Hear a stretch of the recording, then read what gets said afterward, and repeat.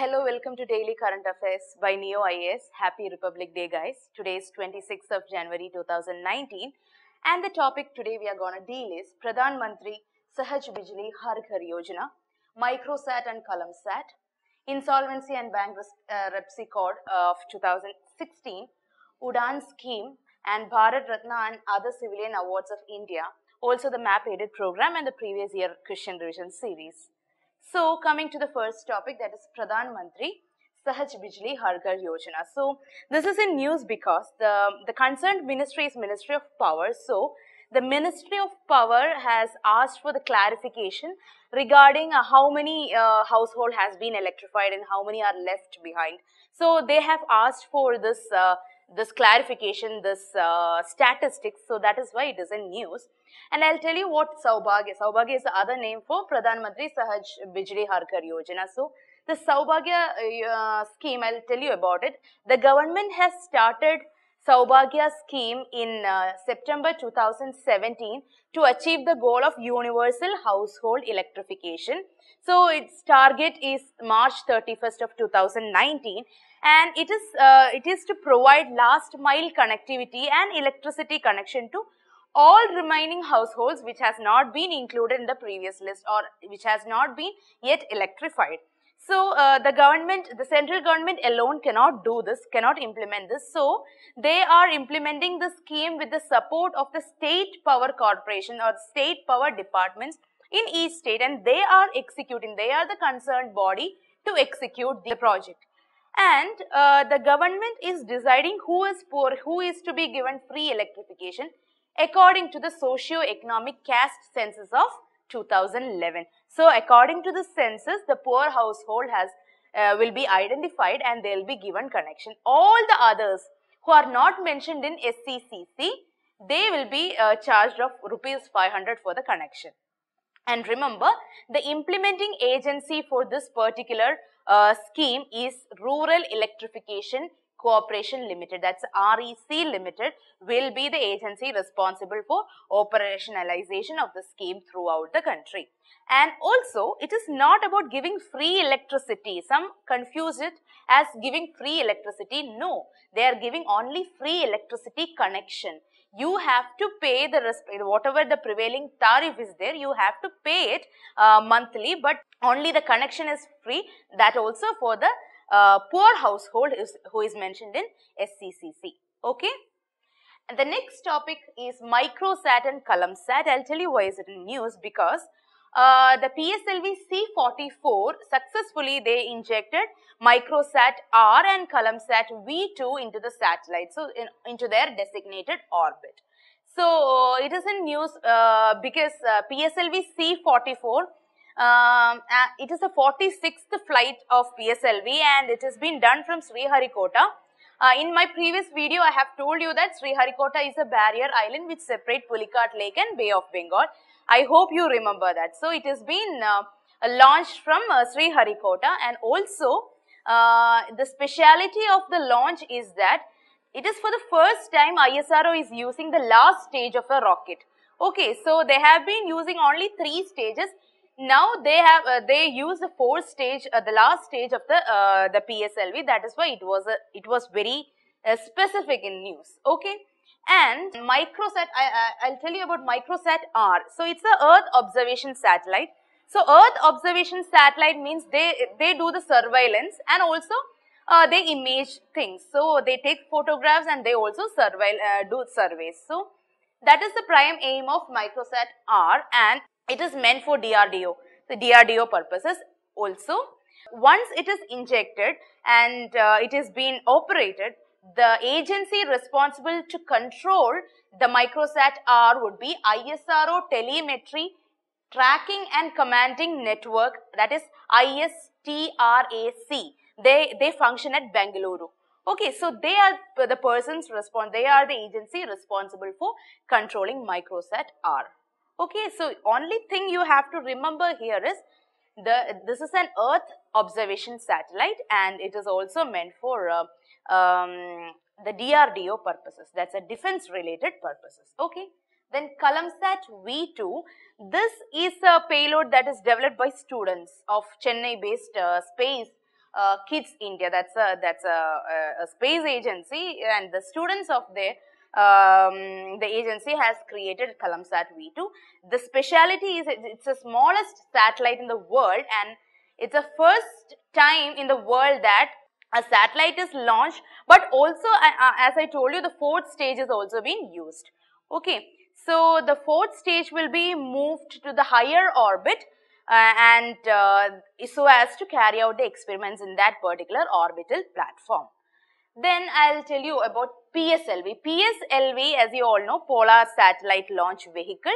It's a third generation launch vehicle of India.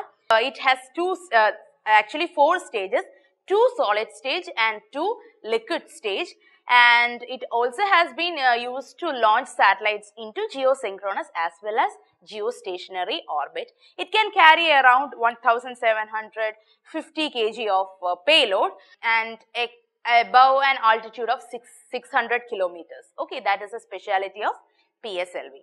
And one more thing here I want to mention is that there is a scheme called as Samvad with Students, that is SWS. It is actually newly launched scheme or initiative of ISRO. So that is to create that scientific temper, the interest towards the scientific community among youngsters. So it was held in Bangalore for the first time, and the second time it was held in Kochi. Okay.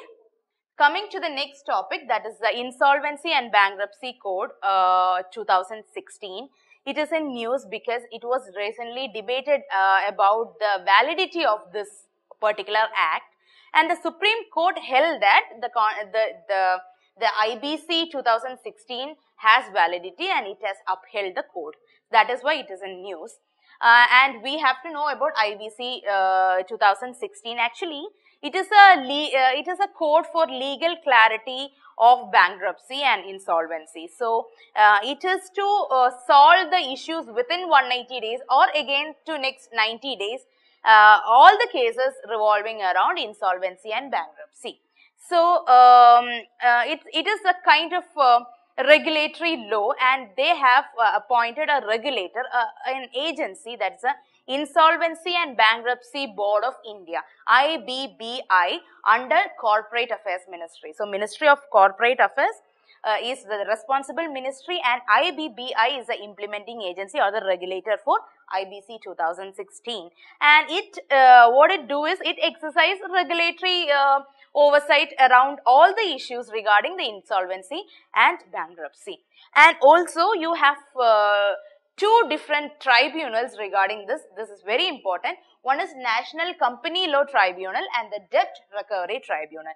The basic difference between both are the National Company Law Tribunal is meant for the companies, the bankruptcy cases over companies, and the Debt Recovery Tribunal is regarding the individuals. Okay, individuals or partnership firms. That is a basic difference. So, in this code, it also has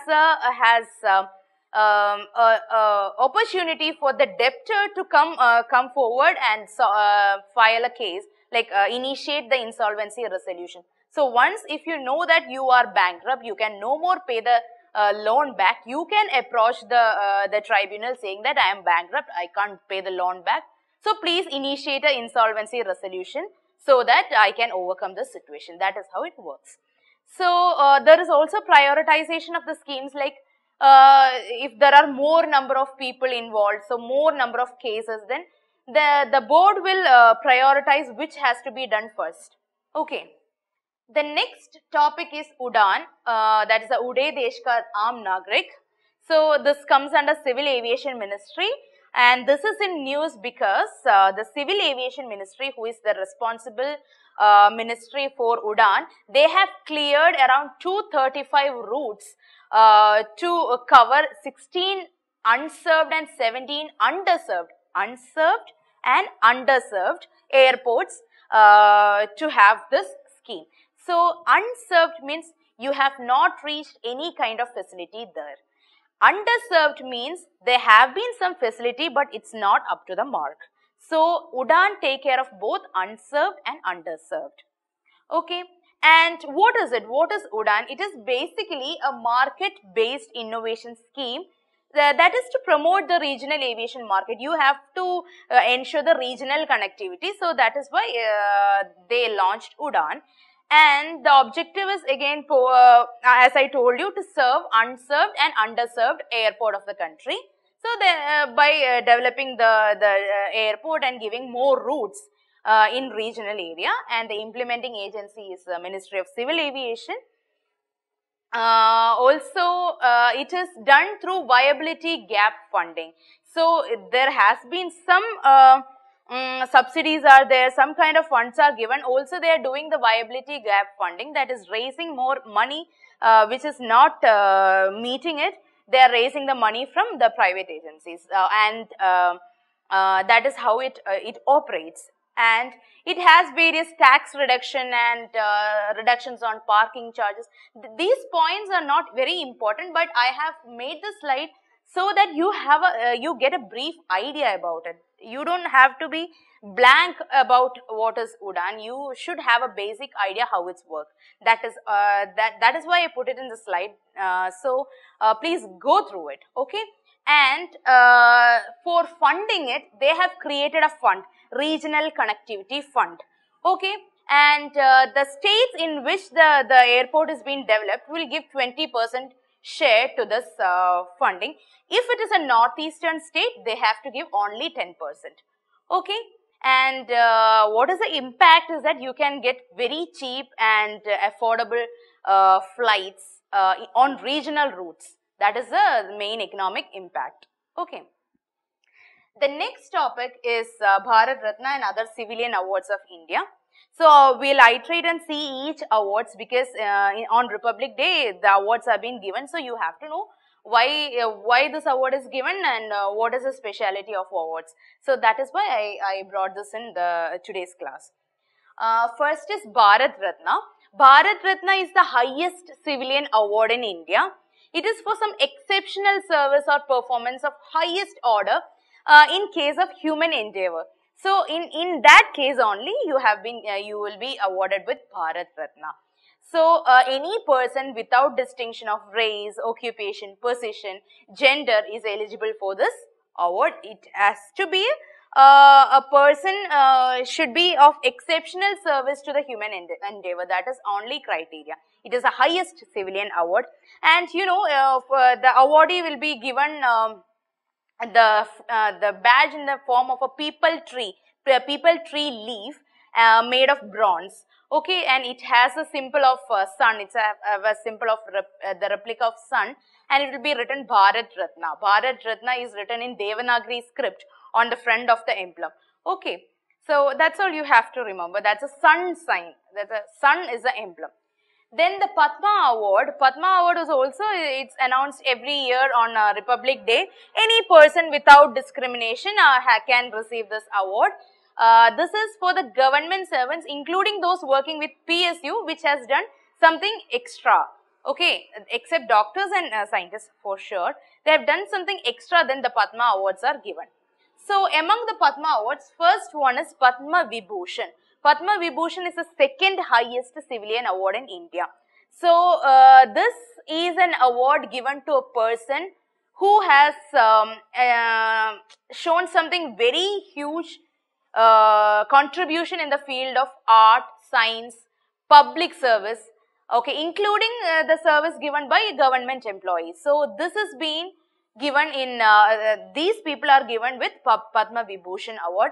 Here also the badge, it is a circular badge with a geometrical pattern that is superimposed, and it has been written Padma Vibhushan in Devanagari script. Okay, and it also has a national emblem, that is Satyameva Jayate, carved on it. Okay, it's white gold in color. And the next one is Padma Bhushan. It's a third highest honor that is presented by the government. It is also for exceptional service in any field. It is which has been a contribution towards the nation. Okay. The difference of the design from Padma Bhushan is that the words are carved in yellow gold. The other one is in white gold. That is only difference. Next is Padma Shri. Padma Shri is the fourth highest civilian award in India. So it is also presented in the fields of art, education, sports, medicine, public affairs, sports, the medicine, social service, industry, science, literature. So it is being the difference is that this thing is carved in bronze color. Okay, so the first one for Padma Vibhushan was in white gold. Then the Padma Bhushan was in yellow gold, and this is in bronze color, and it has a lotus symbol. Okay, that's the difference. So coming to the next topic, that's a map aided program. I have river Mandovi here, Mandovi or Mahadayi or Mandavi, in whichever way you want to pronounce it. So it is a river in Goa.